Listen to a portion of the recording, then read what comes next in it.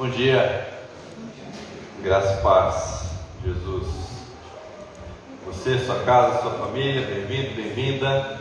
Quero te convidar a abrir comigo a sua Bíblia no Evangelho de Marcos capítulo 5. Evangelho segundo São Marcos, capítulo 5.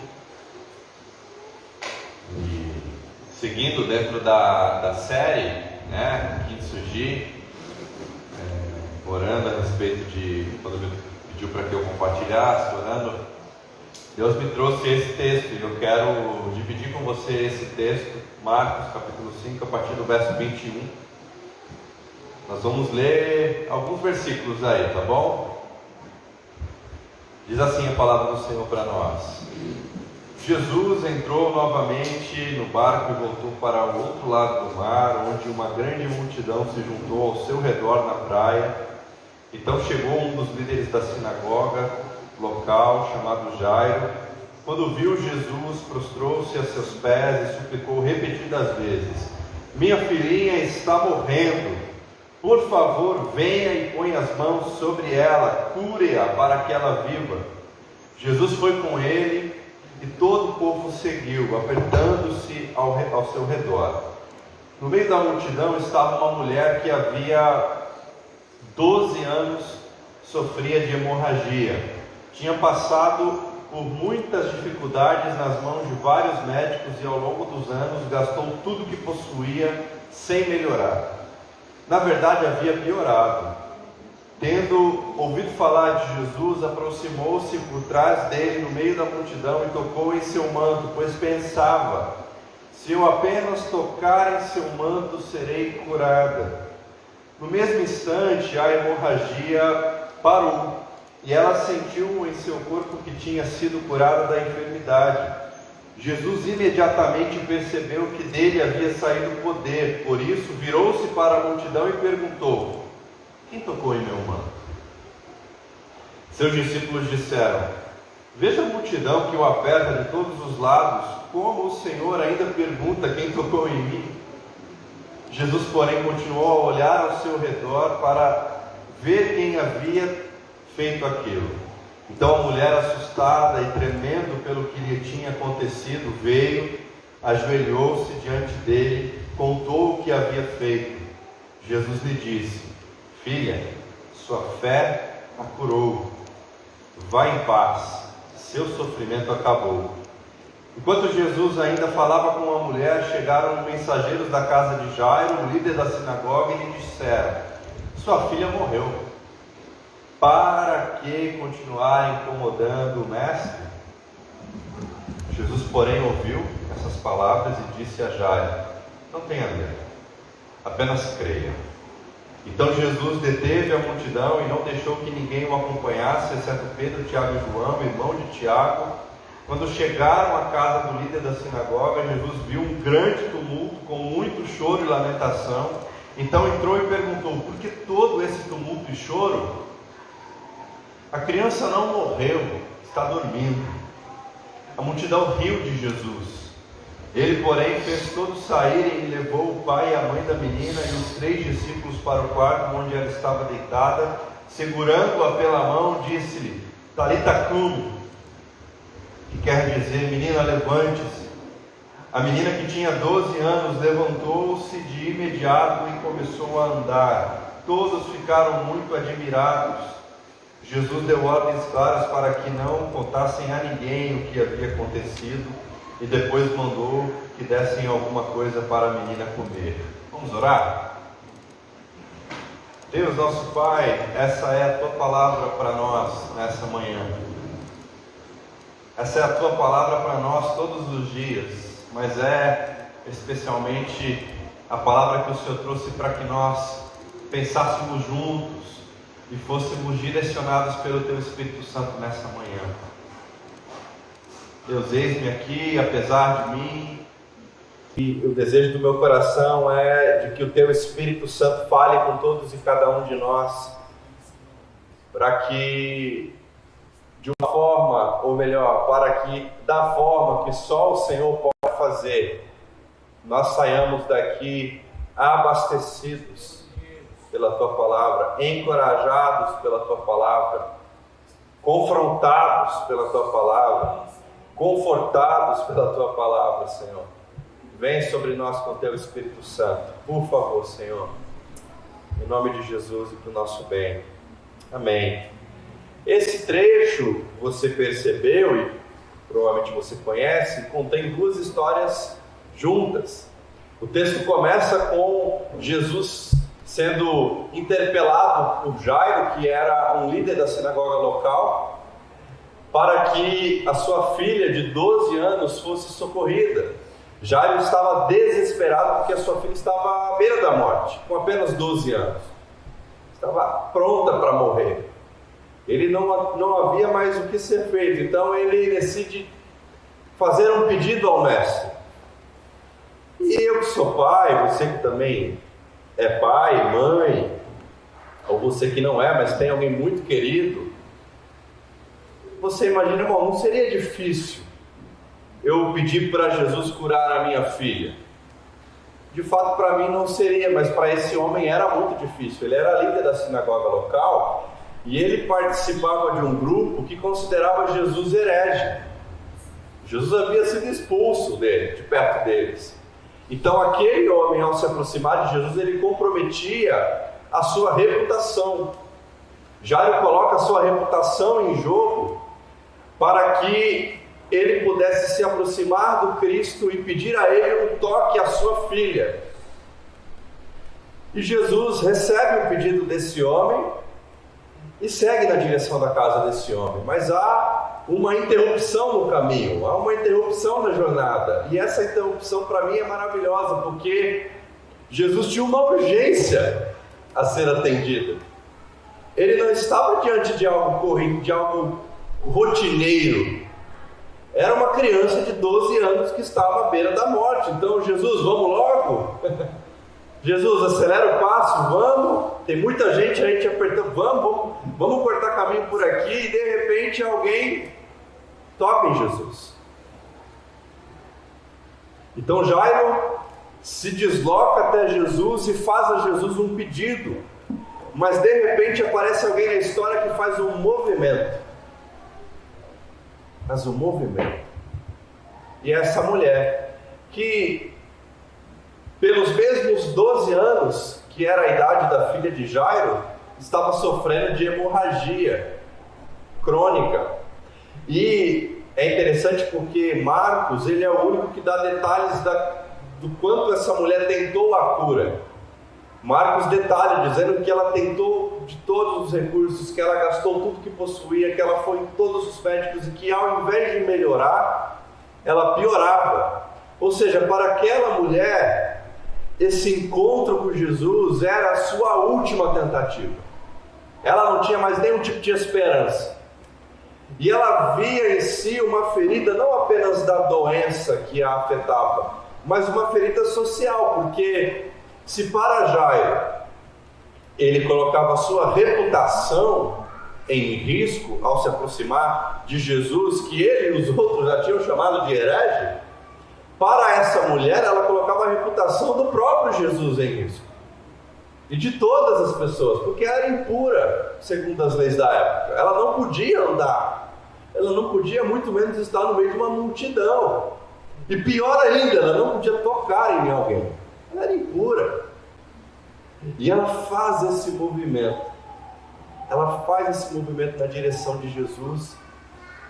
Enquanto Jairo faz um pedido a Jesus, ela pensa consigo mesmo: olha, se eu tocar na veste, se eu me aproximar da veste, se eu chegar próximo dele, eu vou ser curado. E essa história, as duas histórias, elas retratam para nós pelo menos duas coisas, né? A relação de medo e de fé. Medo porque Jairo podia ter a sua reputação lá em risco, ele podia ser expulso, sei lá se não foi, né? A história não conta, mas de repente Jairo foi excomungado logo em seguida.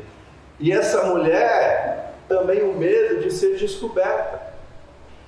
Tanto é que quando Jesus diz: olha, quem me tocou? Ela se esconde, ela não tem coragem, e os discípulos tentam desconversar, até que ela, diz o texto, tremendo, assume o que havia feito, esse movimento, porque havia uma ferida, e Jairo havia em sua responsabilidade alguém ferido, e os dois vão até Jesus. Eles abandonam a relação com o medo e se lançam na relação de fé. E 3 falas de Jesus nesse trecho que eu li com vocês despertaram muito a minha atenção nessa semana enquanto eu meditava e orava e estudava esse texto. A primeira delas que eu quero dividir com vocês é que no versículo de número 30, Jesus pergunta: quem tocou em meu manto? Quem tocou em mim?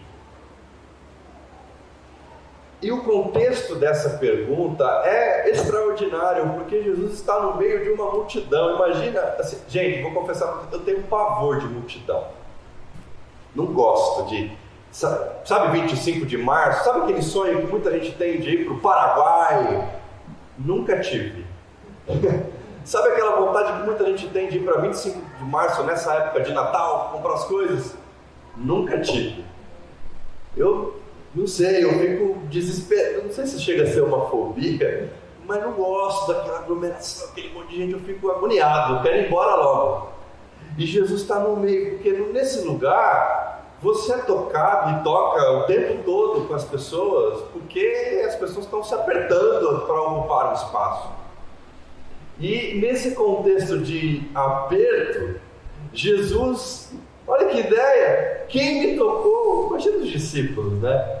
Jesus, você está de brincadeira, né? Olha o tanto de gente que tem aqui, é um estádio da Copa do Mundo, cheio de gente, e você está perguntando quem te tocou. Qualquer um pode ter te tocado, pode ser que você tenha esbarrado até em algum objeto. E Jesus para e olha para eles e continua procurando, meio que ignorando, dando de ombros aos questionamentos dos discípulos, né? Os discípulos falando: Jesus, para com essa ideia, vamos, Jesus, tem uma menina de 12 anos morrendo. E Jesus meio que ignora e começa a olhar em volta. Ele está procurando porque ele sabe que dele havia saído o poder e ele exige: quem tocou em mim? Por quê? Porque no meio da multidão Jesus reconhece você. Jesus tem uma emergência e ele caminha na multidão, mas ele não está ignorando a sua emergência. Ele não está ignorando a sua ferida, ele não está ignorando o seu medo, o seu desespero. Jesus não está como quem não percebe a sua existência no meio daquela multidão. Então todos nós temos muitas demandas. Todos nós temos muita... Aliás, hoje tudo é muito urgente, né? Tudo é para ontem, né? E no meio de toda essa urgência, Jesus reconhece o seu toque. Jesus reconhece o seu movimento. Jesus reconhece o seu ato de se lançar diante dele. Ele reconhece a sua coragem, como dessa mulher que podia ser pega por estar infringindo uma lei do tempo dela. Ele reconhece essa coragem e quer saber quem me tocou. E no fundo, a gente sabe, Jesus sabia quem havia tocado, mas ele queria ter essa relação de proximidade com essa pessoa. Ele queria que essa pessoa olhasse nos olhos dele. Ele sabia que essa mulher não esperava apenas a cura física. Havia outras feridas a serem curadas, a serem consertadas. Havia coisas a serem tratadas e Jesus quer saber quem me tocou. Quem me tocou? E esse toque, esse movimento, ele evidencia essa capacidade de Deus de nos reconhecer, de nos identificar, de nos humanizar no meio da multidão, há espaço para que você se torne conhecido diante de Deus. Jesus está socorrendo todo mundo e você tem a sua demanda e você vai até Ele e toca e Ele quer saber, peraí, eu vou interromper o meu trajeto porque tem alguém aqui que me tocou. Tem alguém aqui que tocou em mim. E esse toque, essa pergunta, leva a outra expressão que me impressionou nesse texto. Quando Jesus diz para a mulher, assim que ela reconhece que ela assume que ela havia feito aquilo, que ela havia tocado nele, que ela havia feito esse movimento, Jesus disse para ela o seguinte: o seu sofrimento acabou. No versículo de número 34, Jesus disse à mulher: filha, a sua fé a curou, vá em paz, seu sofrimento acabou. Seu sofrimento acabou. E não se esqueça, isso acontece com alguém ali no pé de Jesus, preocupado. Jesus, a minha filha tem 12 anos e vamos aí. E Jesus interrompe e diz: seu sofrimento acabou.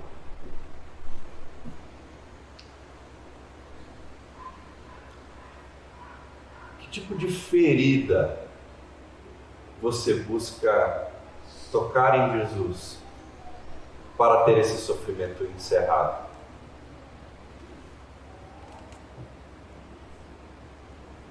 Qual é a sua urgência no meio dessa história toda que a gente chama de humanidade? Qual é a sua demanda?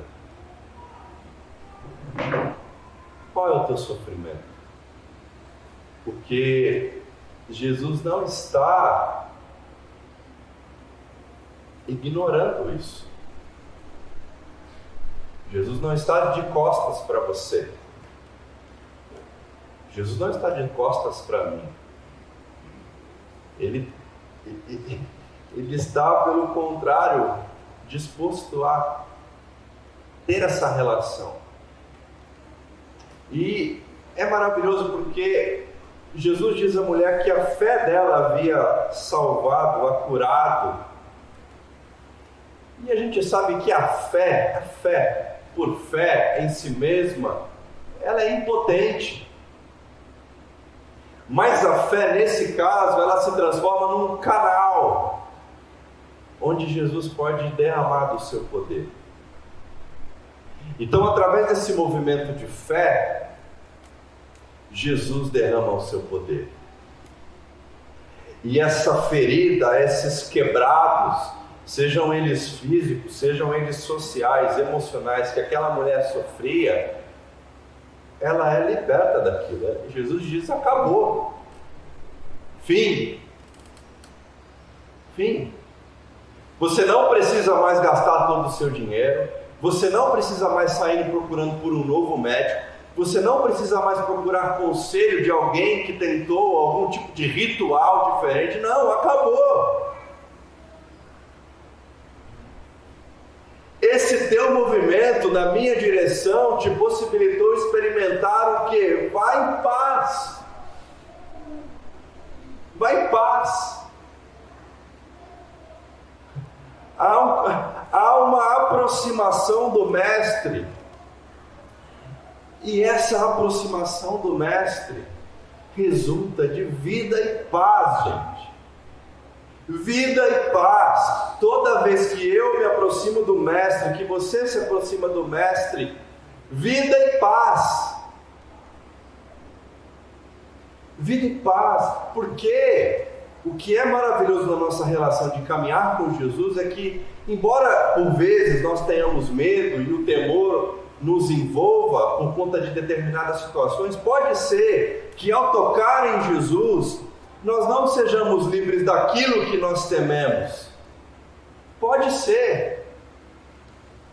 Mas sabe algo que é inescapável? Ao tocar em Jesus nós somos livres do temor. Pode ser que aquilo que tememos não nos abandone de imediato, mas o temor vai embora. Jesus diz: vai em paz. Vai em paz. Essa aproximação é geradora de vida, de paz, de cura. Essa aproximação é a experiência de ter um encontro com o reino de Deus aqui, agora, hoje, nesse momento. Esse movimento é um movimento daqueles que estão procurando por tocar, como o nosso amigo Cezinha fala, em gotas da eternidade invadindo o tempo presente. Eu quero tocar em gotas, eu quero sentir gotas da eternidade, porque essa mulher e essa criança, essa mulher morreu depois, essa criança morreu depois, mas teve um toque da eternidade no tempo presente. Teve um toque, a partir do pedido de Jairo, a partir do movimento dessa mulher, eles tocaram a eternidade, uma gotinha da eternidade, e eles foram livres do temor. E no caso deles, eles foram livres daquilo que eles temiam também, porque Jesus também faz isso. Não é isso que nós acreditamos na Bíblia, de que o reino de Deus está aqui já, e por isso as coisas acontecem, por isso pessoas são curadas, e por isso pessoas são libertas, por isso os sofrimentos acabam, mas o reino de Deus ainda não está na sua plenitude, por isso às vezes as pessoas não são curadas, mas o que nós cremos é que em todo caso, vida e paz atinge as pessoas. Seu sofrimento acabou. Essa é a resposta de Jesus. A confissão pública da mulher: mestre, fui eu. Mestre, fui eu. A resposta de Jesus é: vai em paz. Acabou. Nunca mais ninguém vai desviar a rua porque você está passando. Nunca mais vai trocar de roupa porque você tocou. Nunca mais as pessoas vão deixar de te convidar para as festas. Vai em paz, teu sofrimento acabou. Eu estou reconstruindo esse vaso. Eu estou recuperando esse vaso. E a história segue. E o segmento dessa história é com pessoas que eram ligadas a Jairo, que voltam da casa de Jairo com a triste notícia: Jairo, é tarde demais. Jairo, não há mais nada a ser feito. Inclusive eu acho que você deveria liberar o mestre. Jairo, diante da notícia que eu lhe trago, o melhor a se fazer é não incomodar mais Jesus. Você agora está incomodando Jesus, porque a sua filha morreu. E o que é que Jesus pode fazer diante da morte? Porque para mim, quando esses homens chegam para Jesus, e aliás o texto diz que a resposta de Jesus faz com que eles riam dele.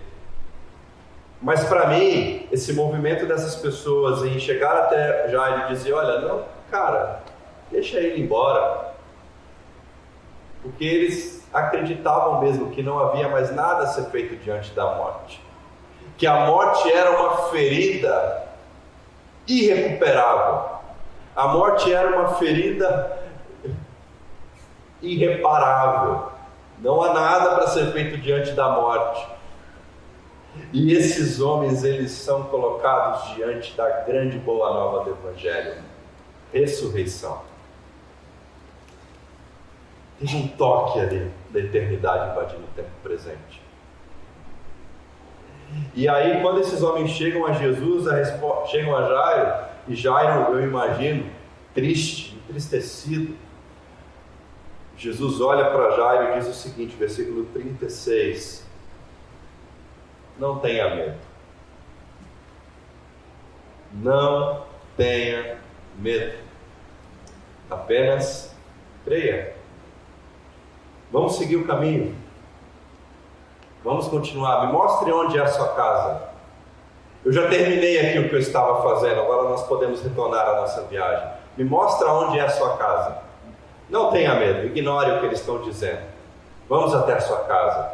E aí os homens riam, começam a rir, a caçoar as lombadas de Jesus, porque para eles, de fato, de novo, como disse, não havia nada a ser feito diante da morte, e Jesus estava a poucos instantes de inaugurar uma novidade. Qual é o significado da vida, gente? Pergunta de coach, né? Qual é o significado da vida? É mais vida. É mais vida. Qual o sentido da vida? Ou seja, sentido para onde a vida vai? Para nós, a vida vai para a ressurreição. O sentido da vida é mais vida, e Jesus está a instantes de comunicar isso àqueles homens.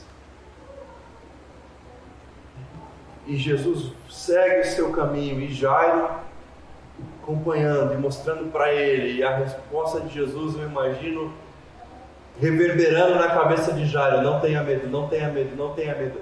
Como é não ter medo diante da morte? Que fé é preciso ter diante da morte? Já parou para pensar? Que fé é necessária diante da morte? Porque é uma ferida que não dá para ser estancada. Pelo menos não dava. E que fé é essa que Jesus está pedindo para Jairo?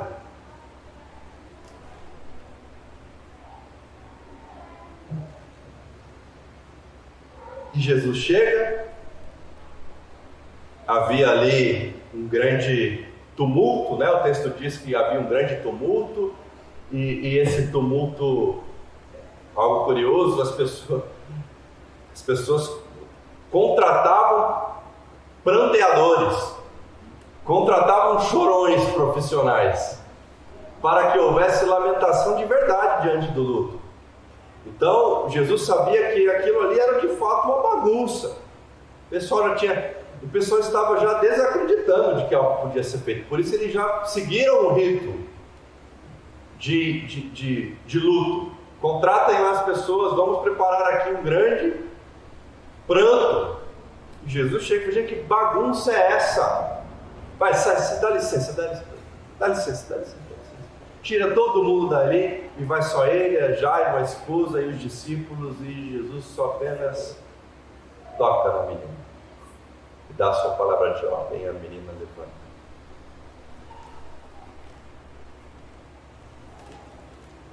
Não tenha medo. Não tenha medo de apresentar a Jesus as suas demandas. Não tenha medo de apresentar a Jesus as suas dores. Não tenha medo de mostrar para Ele as suas feridas. E eu acho que por isso essa série é tão maravilhosa, porque não há ferida que o Cristo não possa curar. Gente, ele estava diante da morte de uma criança de 12 anos. E a resposta foi vida.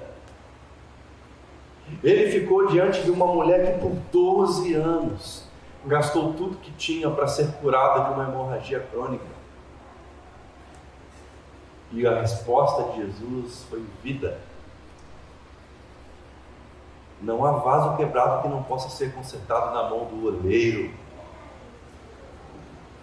Não há vaso quebrado que não possa ser restaurado na mão do grande oleiro. Mas Tozer disse que o vaso precisa se entregar totalmente na mão do oleiro. O vaso precisa ser entregue. Como essa mulher que já sabia que não havia nada a ser feito. Como esse homem que sabia que a sua reputação estava sendo colocada em risco. Estou entregue, estou caído. Aliás, o texto fala que Jairo se ajoelha diante de Jesus e que a mulher, depois de ser curada, ela se prostra também diante de Jesus. E esse é o nosso convite nessa manhã, de prostração, de quebrantamento. Porque, como nós cantamos aqui, se pedimos, Se pedirmos, o Senhor virá. Se pedirmos, o Senhor virá. Se pedirmos, o Senhor virá. Qual é a sua ferida? Quando você lê esse texto, você se encontra como Jairo, desesperado para ir até Jesus, para que Jesus salve alguém? Ou você se encontra com essa mulher desesperada porque precisa ser salva?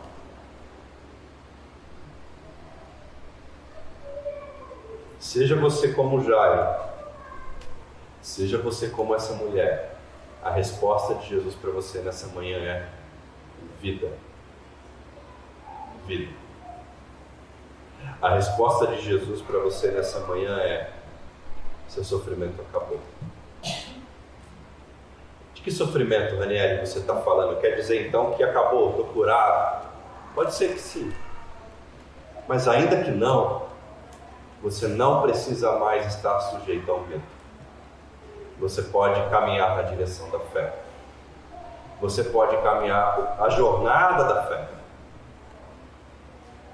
Mas pode ser, e aliás nós vamos orar por isso aqui nessa manhã, que você seja livre também daquilo que você teme. Porque Jesus, Ele tem poder para fazer isso. Nós vamos orar por isso.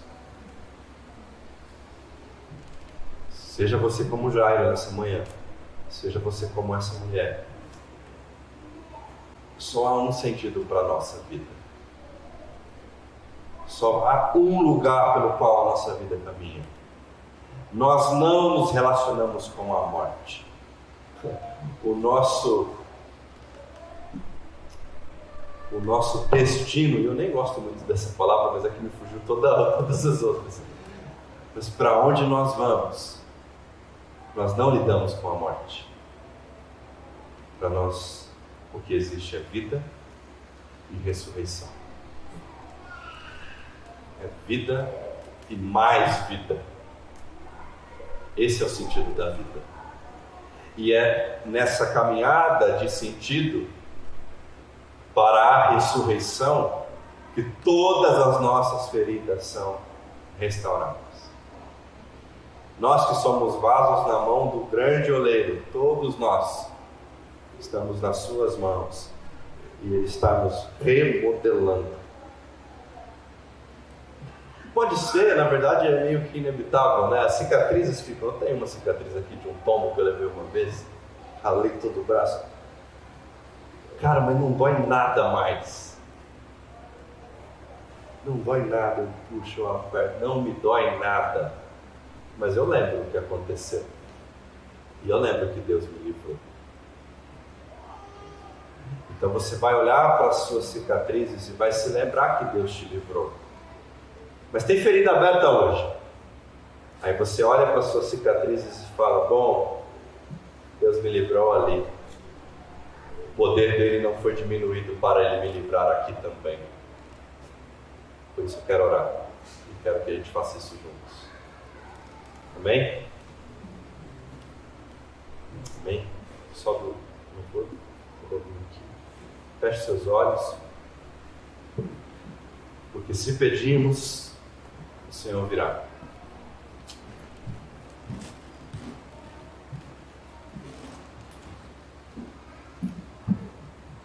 Não se engane, no meio da multidão, Jesus reconhece o seu toque. Não se engane, diante de tantas urgências, Jesus não ignora a sua urgência. Aliás, nem compare a sua urgência com a urgência do outro, porque a sua urgência é a sua urgência. A sua dor é a sua dor. Imagina se aquela mulher, ao saber que Jesus estava caminhando para salvar uma criança de 12 anos da morte, se ela fosse colocar na balança: Deus, o Senhor está caminhando na direção de uma criança de 12 anos, eu já sou adulta, posso eu te incomodar com a minha dor?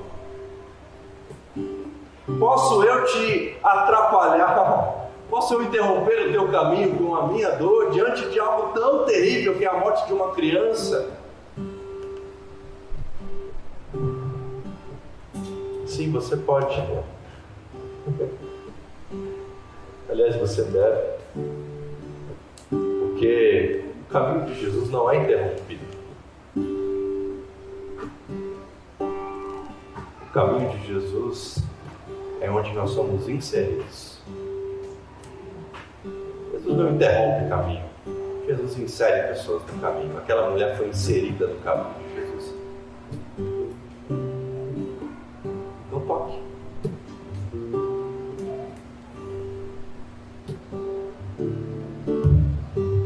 Vamos ficar de pé.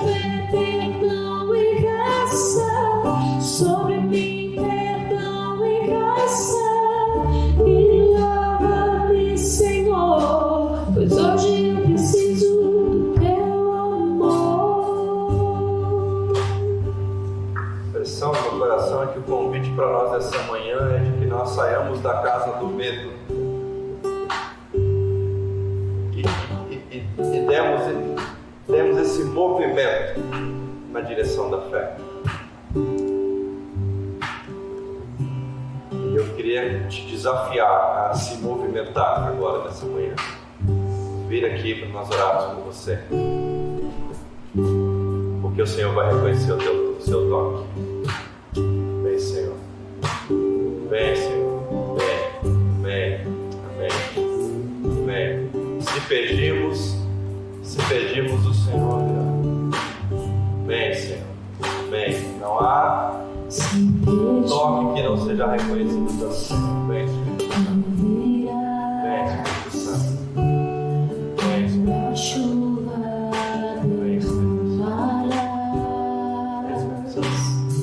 Vem, Espírito Santo.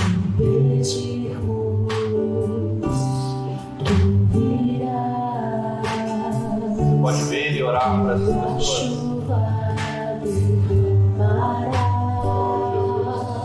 Em nome de Jesus. Se pedirmos, tu virás, tua chuva derramarás. Se pedirmos, tu virás.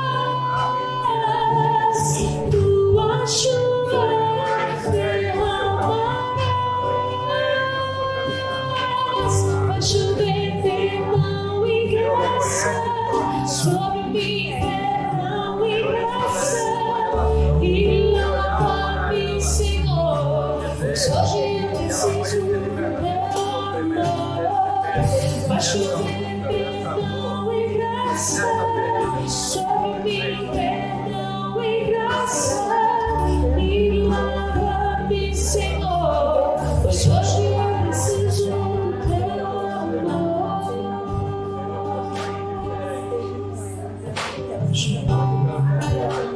Oh, Senhor, no teu favor, Senhor.